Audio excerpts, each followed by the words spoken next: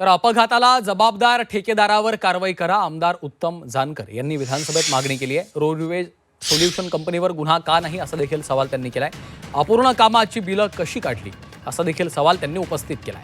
सोलापूर जिल्ह्यातील माळशिरस तांदूळवाडी इथल्या विहीर दुर्घटनेप्रकरणात आमदार उत्तमराव जानकर यांनी विधानसभेत प्रश्न उपस्थित केले।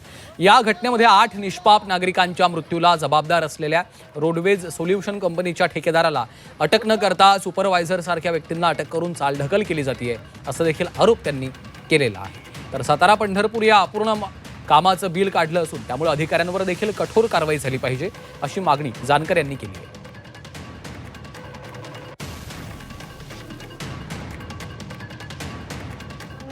मत यामध्ये असं आहे की ज्या अधिकाऱ्यांनी यामध्ये बिल त्या ठेकेदाराला काढून दिलेला आहे आणि त्या ठेकेदारावरती सदोष मनुष्यवधाचा गुन्हा त्या ठिकाणी दाखल झाला पाहिजे।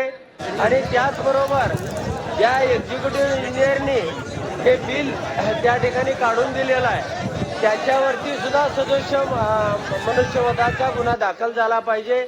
त्या ठिकाणी गुन्हा दाखल झालेला आहे, पण त्या ठिकाणी सुपरवायझर किंवा कामगार अशा पद्धतीच्या छोट्या छोट्या लोकांना त्या ठिकाणी आरोपी केलं जातंय। तर याचे जे यामध्ये दोषी आहेत त्या ठिकाणचे एक्झिक्युटिव्ह इंजिनियर असतील आणि या रस्त्याचे रोडवेचे जे मालक आहेत त्यांना तात्काळ अटक केली पाहिजे, ही माझ्या औचित्याच्या या मुद्द्याच्या मार्फत आपल्याकडे मागणी आहे।